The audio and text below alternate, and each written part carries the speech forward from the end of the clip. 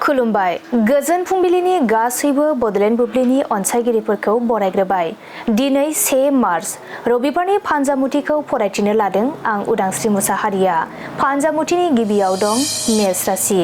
गोसोआव गोनो गोथो साननाय सोमजिनो हागौ, गावनि खाबुखौ गावनो खोमाना लागोन। बृष राशि। नोंथाङा आंगोनि थुलुंगानाय मोनगोन, सिगां फारसे आवगायलांनो लामा मोनगोन। मिथुन राशि। गोसोआव गोबां गिखांनाय सोमजिनो हागौ, गावनि गोरोन्थिखौ हमदांनो हागोन। कर्क राशि। जिउआव जाफुंसारनाय फैगोन, नखराव बयनिबो खुसि फैगोन। सिंह राशि। नोंथाङा जेबो मावनो दांनो गोसो जानाय नङा, आद्रा खामानिफोरा गोदोसोना थागोन। कन्या राशि। गोसोनि साननाय हनायफोरा जाफुंसारगोन, गोसोखौ जोबोरैनो खुसि मोनगोन। तुला राशि। रांखावरि आरजिनो मोजां खाबु मोनगोन, मोजां सान जागोन। वृश्चिक राशि। गामिनि सुबुंफोरजों गाज्रि नोजोर होजानो हागौ, जेरावबो ओंखारियानो गाहाम जागोन। धनु राशि।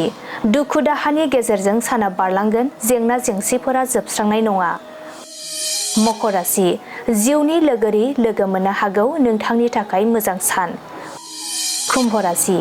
गासै आसा खालामनाय सिमाङा ओरैनो थांगोन, गोसोखौ जोबोरैनो दुखु मोनगोन। मीन राशि।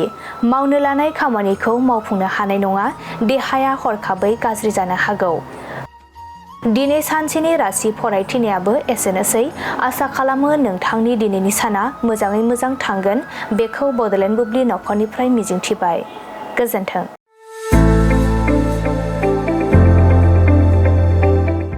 गोजोनथाव खौरां। कक्राझार सहरनि साखाथियाव थानाय तितागुरि मानास पाब्लिक स्कुला लानानै फैदों गोजोनथाव खौरां।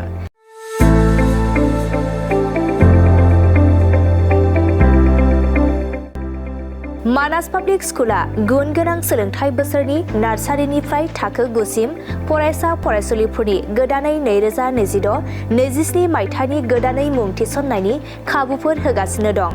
गुन गोनां सोलोंथाइ होनायजों लोगोसे तितागुरि मानास पाब्लिक स्कुलाव basic computer education, English speaking environment आरो मोजां सोलोंथाइ गोनां फोरोंगिरिफोर दं। फरायसा फरायसुलिफोरनि थाखाय सोलोंथाइ लानायजों गोबां मोजां खाबुफोर दं, जेरै यगानि खाबु आरो हिन्जावसा आरो हौवासाफोरनि थानायनि थाखाय सेपारेट हस्टेलनिबो खाबुफोर दं।